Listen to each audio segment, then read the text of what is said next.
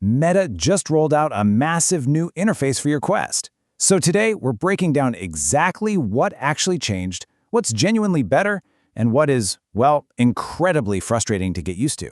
If you've been wondering what happened to the old menus or why power users are suddenly typing on their bare desks, you are in the perfect place. Welcome to this explainer. We're going to take a completely honest look at the brand new Navigator interface, that almost magical Surface keyboard, and the very real bugs the community is dealing with right now. Here is a quick look at our roadmap for today. First, the new Navigator UI. Second, the ultimate multitasking upgrade. Third, community frustrations and bugs. And finally, the final verdict. Let's dive right in. Section 1. The new Navigator UI and what actually changed. First things first, we have to establish one major fact. The old Horizon feed, it's dead. We have officially entered the era of the spatial computing OS. You probably remember the clunky old universal menu. It was all these segmented 2D panels, and anytime you opened a system setting, your other windows would just awkwardly shift out of the way or completely hide themselves. Well, the new Navigator is a unified spatial overlay that pops up seamlessly right over whatever immersive app you're in. And notice the background effect? During early testing, Meta actually used this murky, semi-opaque gray cloud that completely blocked your pass-through view. Nobody liked it. In fact, Meta CTO Andrew Bosworth confirmed in an Instagram AMA that he personally made them kill that feature. So now, the interface just smoothly dims your real-world background instead of completely hiding it. It feels way more natural. Another absolutely massive change is happening right in the app library itself. You can now pin up to 10 of your favorite apps directly to your library dashboard. The whole layout has been modernized into these interleaving offset rows, which, honestly, feels very similar to Apple Vision Pro's design language. And being able to pin those 10 apps, it's a lifesaver. It finally saves you from having to dig through 3 different menus just to launch your browser or pull up your favorite game. But the visual UI is really only half the story here. Let's talk about the coolest new experimental feature for Quest 3 users, Surface Inputs. This uses advanced markerless hand tracking to turn literally any physical flat desk into a virtual keyboard and touchpad. You literally just place your hands flat on your table, the headset scans the surface using plane detection, and boom, it projects a full QWERTY keyboard and trackpad directly under your fingers. It's built on years of intensive research from Meta and ETH Zurich, and I gotta say, it feels genuinely futuristic. Now let's break down the practical reality of these Surface Inputs. It is fantastic for short burst productivity. We're talking web browsing, shooting off a quick message, or finally getting through one of those agonizingly long passwords. The system actually uses a neural network to predict the pressure of your fingers against the desk, and the virtual trackpad fully supports gestures like 2-finger scrolling or pinch to drag. But let's be realistic about the limits here. Because there are no physical keys or little tactile bumps to guide your hands, you are absolutely going to experience some hand drift. Plus, you need a flat, non-reflective surface and really good ambient lighting for the tracking to keep up.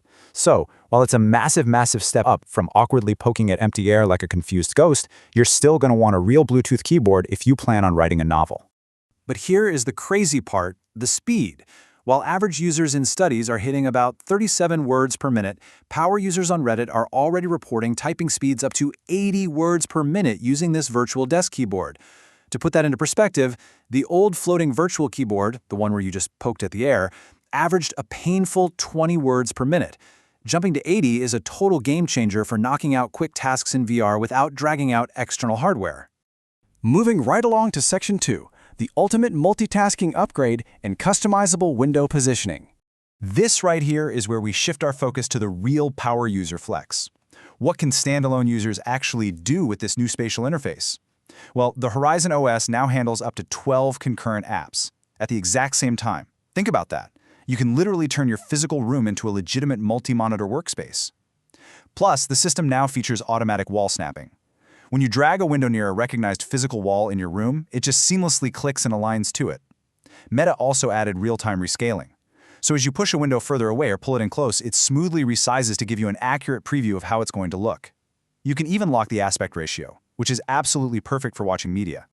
So how do you actually build this workspace? Let's walk through a quick tutorial on how to pin these floating panels. It's super simple. Step 1, just open your app, like the browser or YouTube, right from the new Navigator library. Step 2, reach out and grab the control bar at the bottom of the window. Step 3, physically drag and position that window anywhere in your room, hovering right over your desk or snapped onto a wall. And Step 4, click the little pin icon on the control bar. That permanently anchors the window to that exact physical coordinate in your room. And the magic of that persistent anchoring, it cannot be overstated. It means you can set up a browser on your wall, take off your headset, go to sleep, and when you put the headset back on the very next day, your perfectly curated workspace is exactly where you left it. It doesn't annoyingly follow your face around anymore unless you explicitly tell it to. All right, Section 3, Community Frustrations and Bugs. Time for the reality check. We all know that every single major UI update in the history of tech creates regressions. Navigator is absolutely no exception. The community has been incredibly vocal about what isn't working right now. Take this direct quote from Reddit user NatureInevitable3001. They said, "I can't close Windows fast enough because you got to search around for the little X. It's hard to navigate quickly during short downtime while gaming." This is such a validated user frustration right now. Closing apps used to be an obvious one-click action on the old menu bar. Now, you have to open the menu, find the app icon in the bottom panel, and choose Quit, or go hunting for a tiny X on a floating window. It completely adds friction where there used to be none. When we look at the overall feature set, it really highlights the duality of this update. For power users, the app library and window anchoring are vastly better. It finally feels like true spatial computing.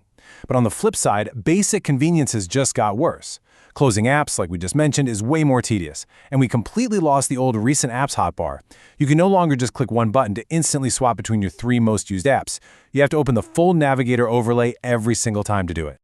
Here is another painfully relatable quote from Reddit user BumperPopcorn6, and it perfectly highlights the clunkiness of managing this overlay while inside an immersive game.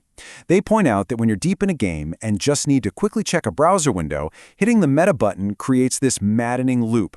It opens the Navigator, you hit the meta button again, the Navigator closes, but the window doesn't. As they put it, how the heck do I close the UI? It's a prime example of an interface that looks incredibly clean but still has some serious UX growing pains to sort out. And look, we really can't talk about frustrations without mentioning Meta's rollout strategy itself. It is agonizingly slow, and it is completely account-based rather than device-based. What does that mean for you? It means you could literally go buy a brand new Quest 3 today, update it to the absolute latest firmware, and still be stuck on the old universal menu while you wait for Meta servers to finally flag your specific account for the Navigator update. It leaves so many users completely confused, constantly scouring forums just trying to figure out if their headset is broken. Which brings us to Section 4, the final verdict. Growing pains for a better future. Look, despite the bugs, despite the missing shortcuts and the occasionally confusing window management, Navigator is a massive net positive. The ability to seamlessly anchor up to 12 windows around your physical room, combined with the almost science fiction reality of projecting an 80-word-per-minute keyboard directly onto your bare desk, it makes this a necessary leap forward. It fundamentally transitions the Quest from being a dedicated gaming console into a true standalone spatial computer. And that wraps up our explainer of the big Navigator update. But before you go, I want to turn it over to you. What single interface feature would most improve your daily Quest experience? Are you just desperate for the recent apps bar to come back? Or are you hoping for even better tracking on that virtual desk keyboard? Drop your thoughts in the comments below. Thanks for joining me for this explainer, and keep learning.